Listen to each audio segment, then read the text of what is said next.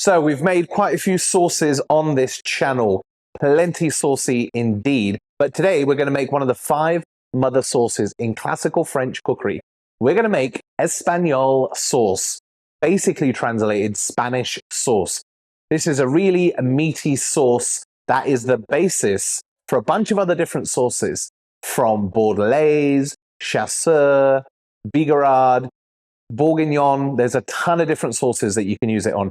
I'm going to run you through all the different processes. It's not that hard to make as long as you've got your beef stock and all your other bits and pieces ready. So let's get making this delicious classic French sauce, Espagnole. Let's go. So we're going to start with our mirepoix, which is some carrot, celery, onion. So I've got 2 carrots, I'm just going to peel them here and then chop them up roughly. You don't want them too chunky because we want to extract the flavor from the vegetables. So what that means is as the sauce is simmering, if the vegetables are too big, it's going to take too long to extract that flavor. So this kind of size is quite nice indeed. Now we're going to do the same thing with 2 sticks of celery. I like to just take off the top there and the bottom because it can be a little bit grimy. Okay, set that aside. And then we're going to get a medium onion and we're going to do the same thing. Just slice that up.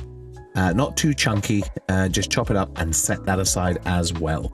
Now for the meaty part of the sauce, get yourself 2 quality rashers of bacon like this. Just going to cut them into 3 and then cut them on the other side into little kind of chunks, batons if you will. Okay, there's your base prepped up nicely. I'm going to set that aside while I focus on a few other components. Now we're going to need about 1 liter of beef stock, always have some in the freezer, and a few sprigs of parsley and thyme. About 50 grams of unsalted butter and the same quantity of all-purpose flour. And we need some tomato puree, which I don't have, so here's a little hack. Put some passata in a saucepan like this, and then get it on the heat and just reduce and cook it out until most of the moisture has gone and it looks like this. Bingo, tomato puree. Nice little hack there. So we need about 1.5 spoons, about 1.5 tablespoons, maybe 2 actually. Okay, set that aside. Add a little bit of that butter into the pan and start sweating down your bacon for about 5 minutes or so until we get it crispy and the fat has rendered out.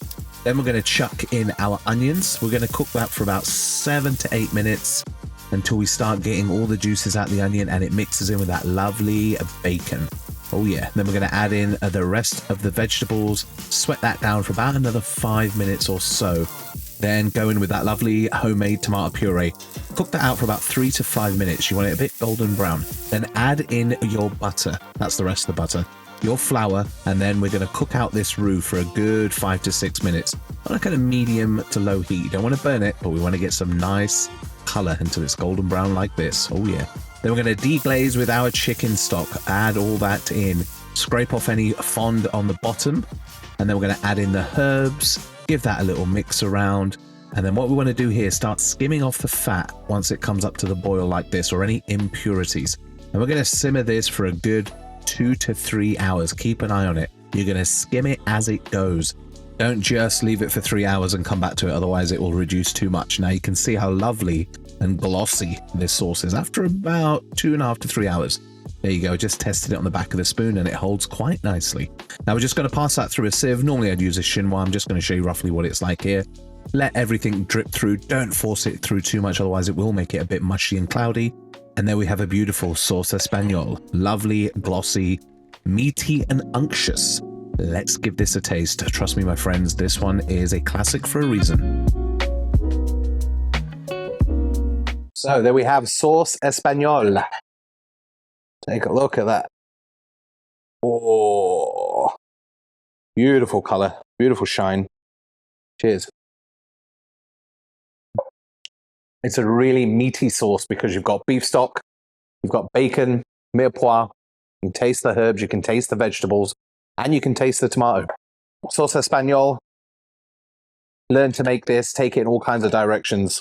If you want to do chicken chasseur, where you put the mushrooms in and use that as a base, you can do the Bordelaise. Oh, Bourguignon. My face is just like processing all these flavors, so I'm just like calculating. It's so, so good. I mean, you know, we learn these at catering college, and you don't see them as much on menus because either sauces have got lighter, too expensive to make. Not a lot of chefs know how to make them properly, unfortunately. I think they're one of the best sauces around, and you should really know how to make them, and they should deserve to be on restaurant menus. Beautiful. And when you're making your sauces, don't reduce it too much. Don't rush the process. When you're a saucier, one of my favorite positions actually in the kitchen, take your time, follow the process, and do not rush it. If you cut corners, you'll make mistakes and you will mess up your sauce. Trust me, I've done it plenty of times.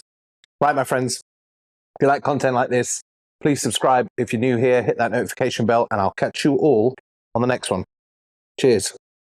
See you later.